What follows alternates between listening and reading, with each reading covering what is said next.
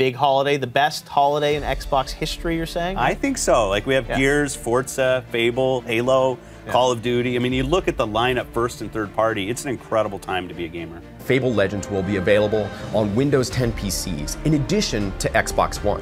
Developer Platinum Games has announced Scalebound has been delayed to 2017. Fable Legends has been in development for a while, like a decent amount of time, and Microsoft announced today that it is actually being canceled. Scalebound, canceled. You've got to be kidding me. Microsoft announced that Crackdown 3 had been delayed to 2017. Project Scorpio is a serious inflection point for Team Xbox, and we're announcing Project Scorpio today to give our developers and partners the ability to take advantage of that capability now in order to realize their visions for the future and deliver even more great games for you. What the fuck is going on with Xbox?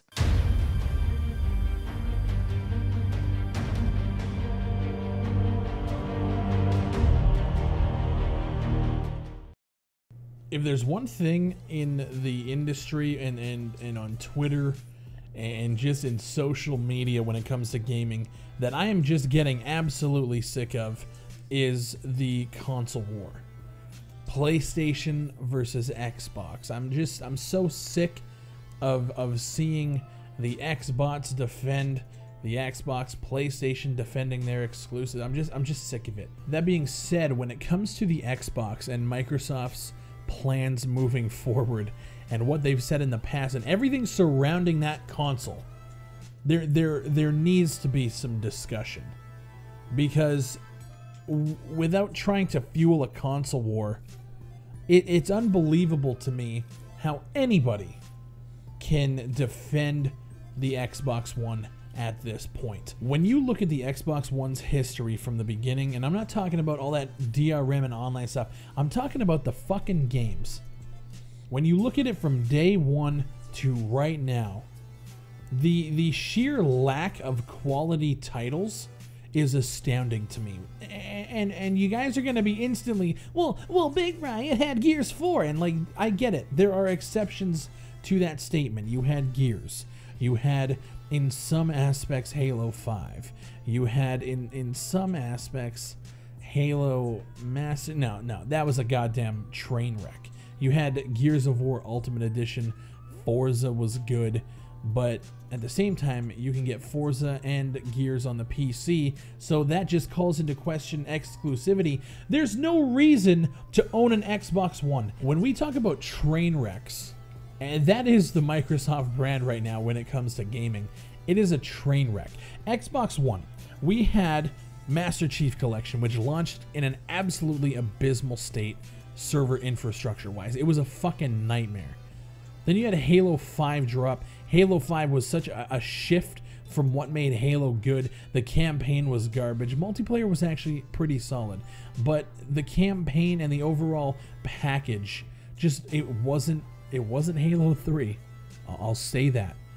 You had Gears 4 drop. Gears 4 was actually really good. The player base on the Xbox One wasn't that great. And then if you played it on PC, if you guys remember back then when I had it, buying games on the Windows Store is an absolute joke. We can look at the example of Modern Warfare Remastered. If you bought it on the Windows Store, you could only play with the people who bought it on the Windows Store. So you're playing with like 6 other people in the world. And then the Steam version is playing with the Steam users. It doesn't make sense. There's no synergy with Microsoft. The console exclusives that we have lost and or haven't seen or heard from is ridiculous. We lost Scalebound. We lost Fable Legends. We haven't seen Crackdown 3 release yet, and we're still waiting on Sea of Thieves. These games have been talked about for years. Crackdown 3, when they first announced it, they were talking about this cloud power and how you can use 16 Xboxes, the power of that over the cloud to process the physics of destroying buildings, and this game is going to revolutionize shooting. None of that happened, and I called it back when I had like 200 subscribers. I made a video calling out cloud power and saying it's absolute fucking bullshit. And look at where we're at right now. The Scorpio is on its way. And that's when Crackdown is going to release. Why? Because everything they said about Crackdown 3 was a fucking lie. And now they're waiting for the Scorpio to come in. And the Scorpio is supposed to be, what is it, 40% more powerful than the PlayStation Pro? So now they have the power to push the claims that they made during the announcement of Crackdown 3. They didn't at the time. They were feeding everybody fucking lies. We had Recore drop, which I haven't played. Absolutely not interested. I see that being a very niche game. It got okay reviews. It's not a console seller. It's nothing. It's not an exclusive that's like, I want an Xbox because I want to play fucking Recore. No. Nobody was saying that. I can go in and compare the exclusives between PlayStation and the Xbox One, but that to me is now leading down that console war territory. I just don't want to go there. But I'm just talking about Xbox, like from a gamer perspective. What do they have to offer? Furthermore, we're just entering April now. E3 is in June, and chances are we're not going to see any AAA exclusives release between now and the fall. What is happening?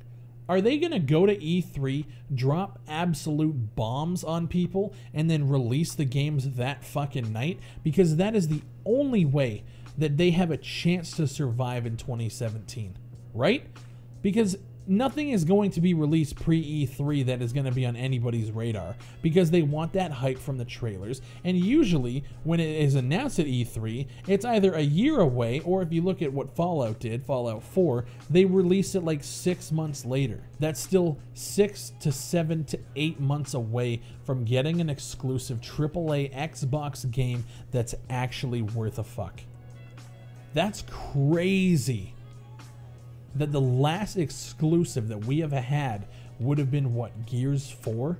And that was October. And when you look at the landscape with Twitch and MLG and competitive gaming, Gears 4 fell off the face of the earth a week after launch.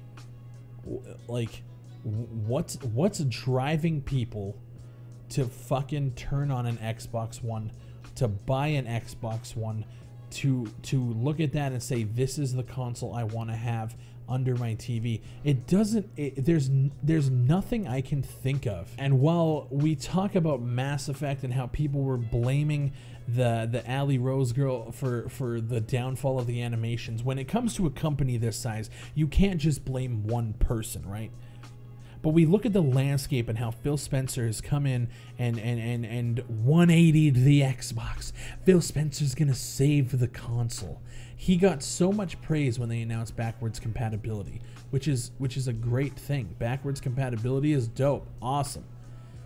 We can praise him when the Xbox does well, but we can't blame him for when the Xbox is failing. It's very tough. Who do we point the finger at? There's a lot of aspects going on here as to why the console's failing. And at this point, I don't even know what I could say that could be an idea to get them back on track. You know what I mean? Like, right now, everyone's just twiddling their thumbs, hoping that the Xbox pulls some shit out of their ass for E3. And then we play the waiting game again. I don't know what else to say.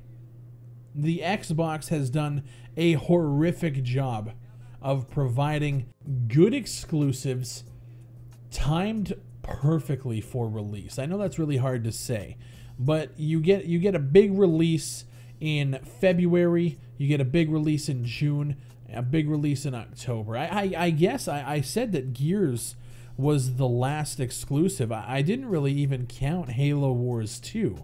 That was their big February release, going up against every fucking game in the market.